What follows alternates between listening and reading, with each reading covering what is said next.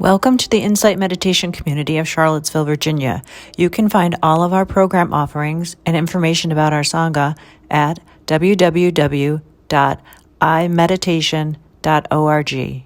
We meet weekly on Tuesday evenings at 7 p.m. Eastern Time, currently on the Zoom platform for meditation and a Dharma talk given by one of our teachers. We also meet daily at noon Eastern Time on Zoom for sitting practice. We hope you can join us. So I wanted to start and say that recently I've been thinking about why do people come to Buddhist practice and why is it that they stay? Because in our culture, it's still really very much outside the norm to engage in Buddhist practice. You have to really set an intention, make an effort to come, and certainly we need to make an effort to stay.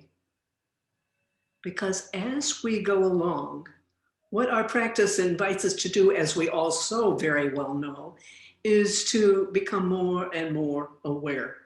It's ongoing growth, and that's not so easy. I think every one of us has a story about our efforts and our struggles in this practice. So I'm calling tonight's talk, Struggling with the Buddha. And what I'm including there, struggling with the Buddha, is actually struggling with the sense of Buddha as a teacher. For many of us, certainly for me, he can seem so remote. You know, it's just not the kind of figure you really can feel. Maybe you're different, but I have often found that he feels very remote, and it's not easy to have a kind of a warm, fuzzy feeling about him as a teacher. Respect and awe at his genius, but it's not warm and fuzzy. That's just my own personal response. Struggling with the Dharma and the practices. And so infinite number of ways that we can do that and have done that. Certainly I have. Struggling with the Sangha, both the institutions and its policies, and with individual community members. Struggling in relationship to the religion into which we were born, comparing and maybe feeling some of the pull or the guilt or whatever it is we feel, but there's often just a sense of that in the background, the religion of which we were born into, which we're reacting against or still find attraction to, whatever. And finally, but also struggling with family and friends. The people who have no idea why in the world are you doing this. It can be so different from the norm. And then finally, I think all of it boils down to a struggle within ourselves.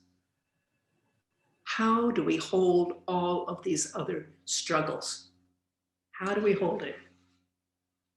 It's so much easier to kind of coast along in a trance of unawareness or a comfort of what we've already know, rather than to break through into and discover and become more aware.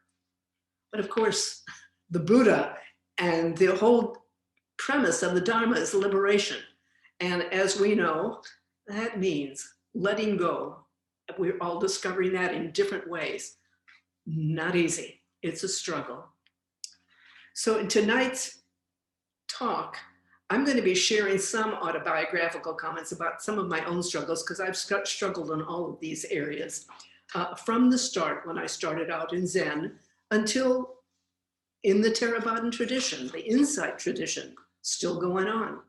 And I'm going to be sharing some autobiographical comments, not because I just want to be autobiographical, but because I think it really underlines the fact that we all struggle. We all have struggles. If we're serious about this, and instead of just coasting, it's going to be difficult. It's going to be difficult. You know, it is easy, I think, for us to assume that if we are having problems with our practice, if we're having problems, that maybe we're doing something wrong, that maybe we're just not cut out for it.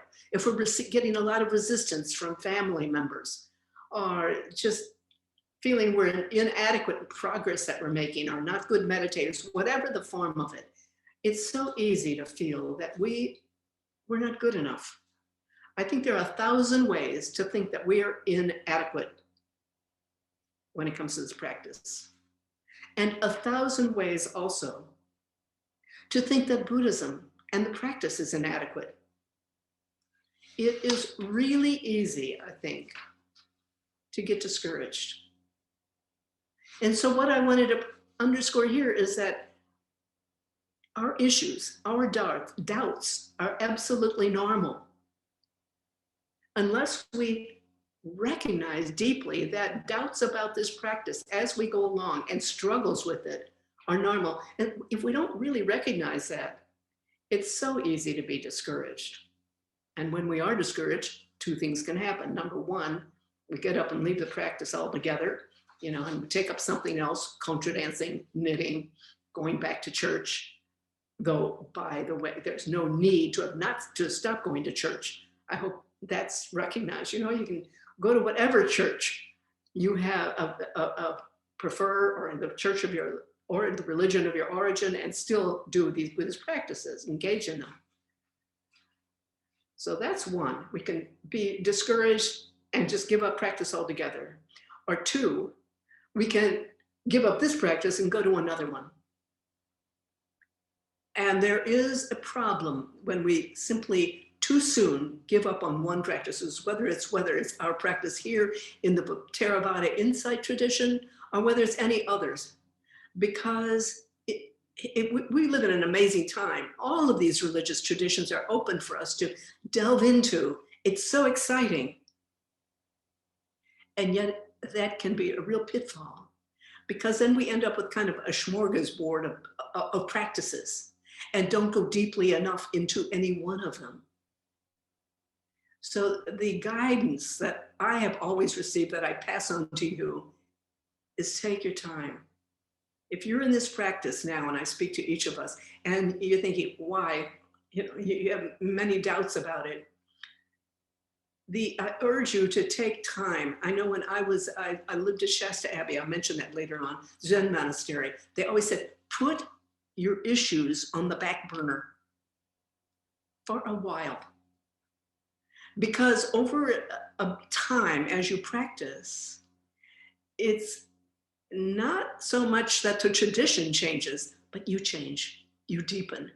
And after a while in a practice, you can look back and think, wow, whatever happened about that problem I had last year with such and such an issue?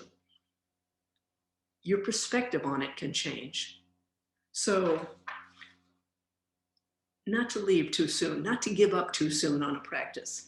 And having said all of that, if a practice really doesn't feel right for you, it's important to go somewhere else. So I'll make a few autobiographical comments right here and say, talking about my struggles. And one big one that I had, ever since I was a teen, I guess it was, there was something about monastic life that deeply called to me.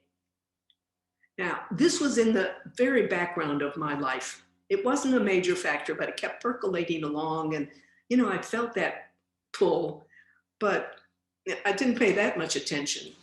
So then came the 1980s, the time I was married, and I practiced Zen, and in the Washington, D.C. area with a Korean Zen master.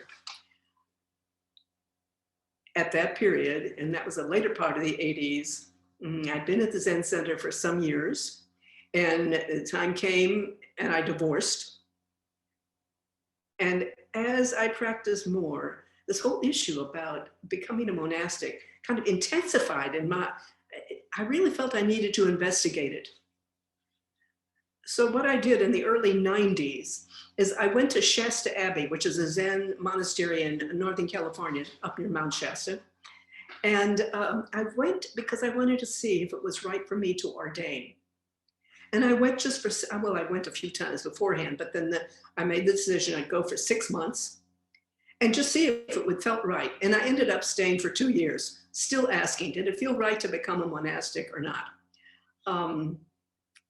There were many things about Shasta Abbey and the monastic life that I really loved. And I will say just briefly that Shasta Abbey was founded by an English woman. It had both men and women who were called monks. They didn't want to call women, she didn't want to call women nuns because that was secondary. Men and women were monks. It was a celibate order, and they were really intense about their training, Zen training. So there were many things about it that I loved, and I had some real issues, and I'll just mention a few issues. And one of them was that there was a prescribed way at the Abbey to do just about everything. You know, how you walk down the cloister, it was with your hands together. You weren't swinging your arms, hands together.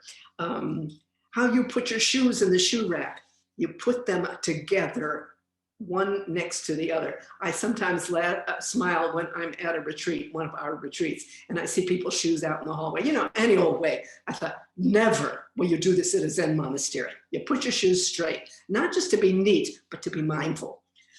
You put your shoes together, what else? I mentioned, thought about a few other things. How you entered the meditation hall, what you could discuss with monks at tea, and what you did not discuss with monks at tea. I mean, all of these things, you learned all of these things.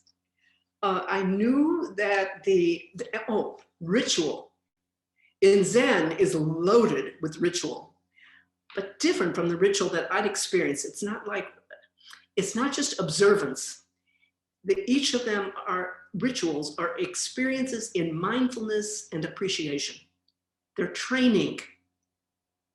At any rate, I understood all that. And at the same time, all these prescribed way of doing things really could get overbearing and even intimidating. And I remember one day I was talking to a monk that I got along fairly well with, and he asked me how I was doing. And I complained about something. I don't even remember what it was about. But I said, I feel like the rug has been pulled out from under me. And he said, good. He said, it should be pulled out from under you many times. You know, this was not the answer I wanted to hear, but I understood it. I understood it. This is what it's about letting go. Hierarchy, another issue I had. It was really clear. The hierarchy based on seniority, as it was in the Buddha's day, the monks that were older in the tradition, having been there longer, I mean, not older in age, had more seniority. And then interspersed was their level of awareness. I won't go into all of that, their level of attainment. But I would say that lay people, which I was, were at the bottom of the hierarchy. It was kind of we were in the community, but not fully in the community. It was kind of half-half. And that was not so comfortable. They were always kind of treading in a very formal way. And then community itself, living in community. It was an intense experience. You know, these days at IMCC, we talk about awakening together in community, and that's beautiful. Awakening together in community. At the monastery, when community was a day in and day out thing, it was really, really hard. We were often told that being together in community was we were like river stones that were bumping up against each other and rubbing each other smooth. So that was some of the issues that I had being in the Zen community. I thought also, as I was thinking about why people come and why they stay in Buddhism, I thought about during the Buddha's era, how was it like during the Buddha's era for people who came to Buddhism? And just a couple of words about the context of the Buddha's era. The Buddha lived, well, we don't know the exact dates, but 400s BC. This was a period that's often called by many the axial age. It was an age of great shift, not only in India, the area where the Buddha was, but in China and in the Greco-Roman world, in Persia, huge shift in ways of thought. Now in India, where the Buddha was, already the Vedic tradition was ancient. I mean, it had been going on for centuries. The Vedic tradition is the forerunner of Hinduism. And the people in control of that were the Brahmin priests. And the approach was by ritual and chanting, by incantations, and a good deal of, when you could do it, I won't call it offerings to the priests, who became very wealthy. The problem was over the ages that it became, and in exchange for all that, the priests were going to communicate with the gods and secure for you what you needed, a good harvest or health or whatever. And as I said, the problem with this was that it didn't work. It was becoming quite evident by the time of the Buddha that this just wasn't really working very well. They didn't procure the kind of results that were promised. So there's a lot of disillusionment at the time of the Buddha, and a lot of new teachers began teaching, wandering the countryside, teaching their own spirituality. The Buddha was simply one of many, many, many. So why did people come to the Buddha? Well, first of all, he was charismatic. That was clear. But in addition to being charismatic, he taught something much deeper and different from the Vedic approach. He said that the Brahmin priests, start with not the Brahmin priests, let's start with individuals who are practicing. You cannot trust and expect to gain happiness or peace as a result of a priest performing rituals, as a result of incantations. You can only gain peace and happiness as a result of your own efforts. We read this, we know this from our own study and practice. This is what the Buddha said. It was radical in that day and age. He also pointed out, and this is not only radical, really brilliant. He said the real Brahmin wasn't somebody who inherited that as their caste, their class. The real Brahmin was a Brahmin as a result of behavior. And again, so powerful. So this is why, making it simplified, but these were some of the reasons why people began coming to the Buddha, and other teachers too, but to the Buddha they came. And so I was thinking, that's what caught their attention. What was the impact, the human impact on people during the Buddha's era when they came to the Buddha for refuge? That's how it was called, coming to the Buddha for refuge. Usually it was a man, not always, but usually, and that's certainly what we read about in the suttas, men coming to the Buddha for refuge. Fine, didn't mean that the other parts of the family, or maybe even the individual men themselves, I don't know, but didn't mean that they stopped going to the Brahmin priests. That didn't necessarily happen. There was an overlap at that time. However, if a man or a boy in a family, a son, wanted to ordain, this became more of a problem. Resistance from the family. Sons were precious. They carried on the family line. The family did not easily say yes when a son wanted to go forth into homelessness, that is, become a priest, a monk in the Buddhist tradition. So that was one impact. A lot of families were stirred up by that. A second impact, if the man were married and he wanted to go forth into homelessness, namely become a monk, big problem. Women in those days could not remarry. And so a woman whose husband became a monk was considered a widow. And a widow had very little status. She was more a drain on the family. She couldn't remarry, hence she couldn't produce children, which was her main function in life. It was a real problem. The Buddha during his time was called many illustrious names, like he was called the Blessed One, the Sublime One, the World Honored One. We read all of these in the scriptures. What we don't read is that also during his own time, he was called a Widowmaker. And this was a real indication of what part of the impact he had. And it's just something, it was just true. So obviously you didn't want to be a woman married to a man who became a monk at that time. We think we have problems. That would be a terrific problem. I'd like to fast forward now and to more or less modern times and say that over the ages, Buddhism became the dominant religion in Sri Lanka, Southeast Asia, and major religions in China, Korea, and Japan. A very long and rich history in Asia. And in each culture, Buddhism evolved and adapted to the culture. And while that was happening, Buddhism did not remain primarily a monastic religion. Lay communities developed. And as they developed, and it was often amongst people who were illiterate, most of them, many of them, did not understand the Buddha's teaching. The lay people. In fact, I'll even go so far to point out that many of the monks didn't either. It was only the rarer monks who did, and I say that based on comments about 20th century monks in Southeast Asia, Thailand, and so forth. Most of the monks didn't. Some of them did.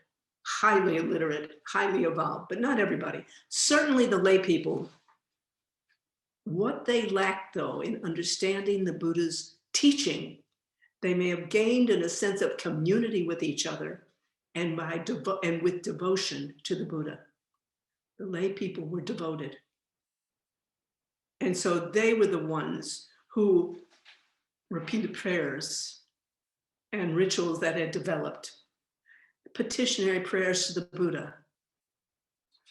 This became lay Buddhism in much of Asia.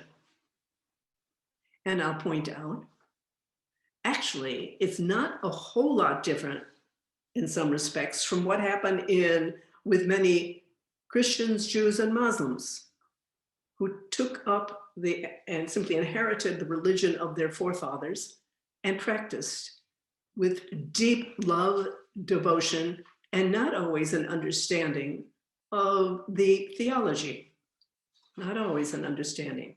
Maybe belief without, or faith without much questioning. Now, Liz has facilitated, our Liz Reynolds I'm talking about, coming out away from all of Asia, has facilitated 2 book discussion groups by Chunxing Han. She's an Asian American Buddhist, and she's written a book called Be the Refuge, Raising the Voice of Asian American Buddhists. Her focus is on young Asian American adults and their struggles with Buddhism. This is what I'm talking about, struggling with Buddhism. And these young Asian Americans, first of all of them struggle with racism in our country. They face that, as we've been talking about, the shameful truth of that. But also many of them are struggling and have struggled with religion, the question of religion, because their immigrant parents and grandparents practiced a form of Buddhism that did not have much appeal for many of them. So they had to struggle and really work hard. What do they accept? What do they not accept? Some of them have become, or many of them actually have become Christian. Those who decided to remain Buddhists, however, had to reconcile what did their parents and grandparents' Buddhism mean, and what about the Buddhism as they were learning it, and in terms of let's call it the theology, the teaching, the Buddha Dharma. And again, like many of us as Westerners who came to Buddhism, so many young Asian American adults have to really work and make clear decisions about why they and the kind of Buddhism they want to practice. And I'll say, and just briefly, really briefly, young Asian adults had 2 other different factors in their struggles with this religion, and that is that Westerners don't have, and that is a reaction to the people, the converts, the Western converts to Buddhism. it has brought very complicated reactions. Complicated because there's the racial factor, resentment, racial to them for what? Appropriating a tradition that came from Asia, some of them feel. I'm not saying this is the only thing. It's really complex. And I think that we will learn more from Chunxing Han when she comes to speak to us on the 11th, as Liz has told us. And there is another factor that I'd like to point out. In Chunxing Han's book, it's really clear that the young Asian Americans who become Buddhists view Buddhism as religion. It's a religion. There's just no question. Isn't that interesting? Think about us. I mean, many of us who are in Buddhist practice do not consider ourselves Buddhists. And what we consider ourselves practicing is not a religion. You know, it may be just practices. In fact, I think that many of us don't like that word spiritual very much. There's a big component of people who prefer just to think of this as secular practices. So this is really a difference. But overall, the deeper point is both young Asian Americans who become Buddhists and we Westerners who become Buddhists, all of us have questioned. We've questioned our spirituality. All of us have struggled and do continue to struggle in the process. We have different stories, different points of view, but all of us invariably begin recognizing struggle is a part of this journey. It's going to be not easy. And here I would like to recommend to you a novel that I just reread again with such delight, and I think you would enjoy it immensely. It's by Anne Donovan, and it's called Buddha Da. She's a Scot, and Da is the Glasgow dialect for dad, Buddha Da. And it's a story of a man a family man, happily married, a teenage daughter, happily involved. He was a house painter and house decorator, and very happy at all that. And then he discovered Buddhism, Tibetan Buddhism. And the impact on him and on his family. I would just say, this book is written with great heart, very light and very poignant. You smile through it, I think you can relate to it, Buddha Da. And it's written, by the way, in a Glasgow dialect, which is interesting. And you get it right away as you read further on. It's not, I won't go any further into that, but a lovely book. So, going from Glasgow, Scotland, and Buddhism, on my own story. When I transitioned in the late 90s, early 2000s, from Zen to Theravadan, or our insight tradition. I was in St. Louis for a while, and I co-led a insight meditation group there, knowing nothing about insight meditation, having come from a Zen monastery, but that's okay. I was going to learn and did. And then I had some teachers, wonderful teachers, in the Theravadan, our insight tradition. And then I went to live in Bhavana Society for a year, because I was still searching that problem. Did I want to become a monastic? Was that right for me? So I'm saying all of that because the answer was no, I'm not going to become a monastic. And instead I came to Charlottesville. And what did I find when I came to Charlottesville and Pat invited me to join and teach with IMCC? One of the things I found, in addition to wonderful people, Pat and Sharon, and some of you who are still here now, psychology, totally new to me.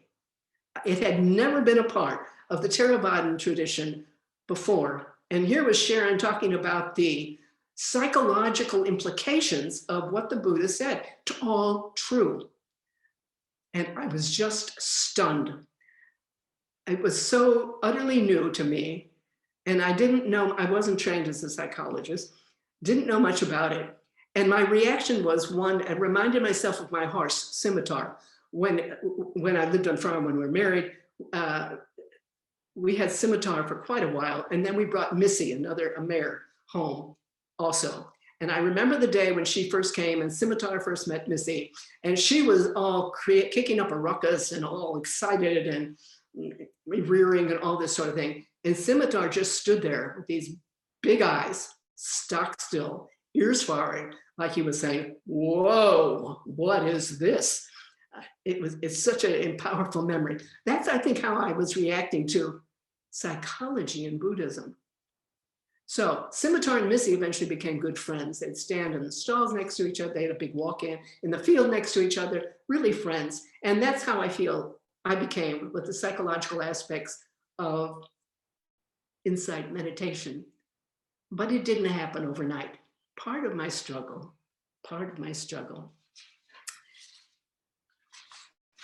So here I am, coming toward the end of this. And I'd like to say, I think there are three main points here, which hopefully you've gotten. Number one, historically, Buddhism has evolved across time and adapted the cultures in which it's moved. And here in the West, since Buddhism was, I will say introduced, it was actually introduced by Asian monks before then, but it didn't have a huge effect. But in the 70s, it began to really take hold. From the very beginning in the 1970s, when Buddhism was first was introduced, and now I'll talk about the insight tradition, it was introduced very strongly as Burmese form of Buddhism. It did not have this psychological aspect to it. Neither did Zen, by the way, traditionally not that. Since then, it has evolved, enlarged. The scope of what our practice is has enlarged. And as I said, the psychological aspects, neuroscience, and now we are enlarging and moving even beyond that. We are enlarging and recognizing, yes, we, and in fact, we're being called white convert Buddhists. I know some of the people here don't even consider yourself Buddhist, but this is white convert Buddhism that we're being taught. We have recognized, along with parts of our country, that white dominance is a real factor. We knew it before, but we didn't take it into consideration as now it's being taken into consideration. And many of the people of color are speaking up, BIPOC, Black, Indigenous people and people of color, speaking up and talking about, particularly, we're focusing on Buddhism now, not the whole national scene and the polarization. Beautifully, we as Buddhists are not polarized. We know that there needs to be growth. We know that there needs to be inclusion. And our question is, how are we going to do it? How are we going to do that? So that's the second point about the expansion of focus here, the expansion of focus of what Buddhism is about. All of it is relevant, whether it's the traditional focus on awakening, liberation, whether it's a focus on psychology, the focus on becoming less white, becoming more diverse, becoming more engaged in our communities. All of this are part of Buddhism now. And so how do we hold it all? Part of the answer, I think, is we hold it in community. By our work in community. Thich Nhat Hanh, as many of you have heard and know, speaking of Sangha, he said, I walk for you, you breathe for me, we awaken together. This is what we are doing still. Now we're just doing it a little bit differently. That is, we have enlarged our perspective. It's not about swapping one focus for another, but including all of them, integrating all of them, different people with different voices. Yes, I think it's different people with different voices, but we're all speaking the same basic language, all speaking the same basic language. So this is our practice, transformative. And now, here coming to the very end of this talk, I would like to invite you right now. I'd like to invite you to consider your spiritual struggles, past and present, over time with Buddhism. I'll invite you, if you would just close your eyes. Can you identify your major spiritual struggles over time? Your major struggles with your spiritual life, your practice, your aspirations, the whole realm that we've been talking about. Can you formulate them maybe just as bullet points, not to go into detail now?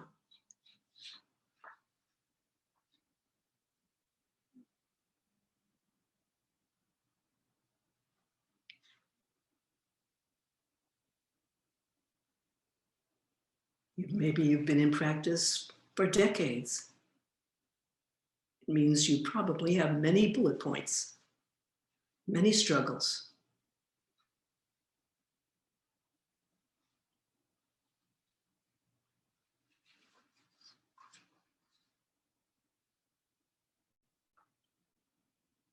And now, wherever you are in this list of bullet points, you can always add to them later. But I again want to invite you right now to honor your struggles. They've come at a cost. Any struggle does.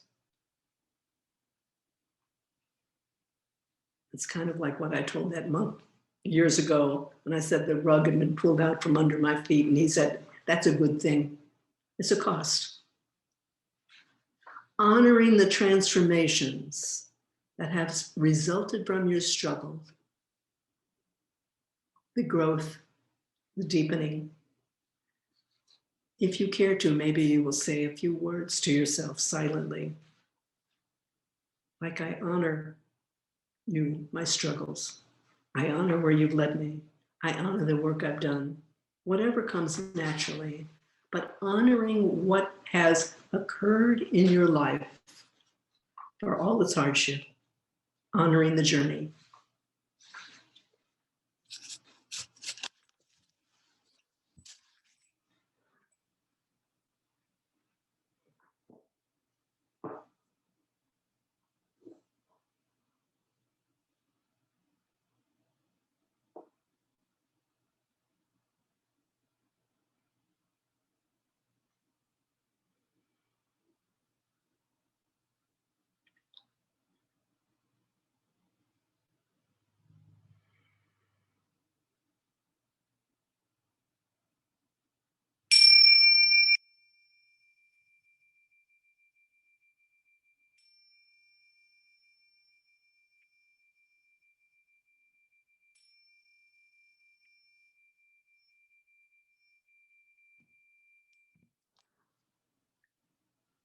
So I thank you for your practice and thank you for listening.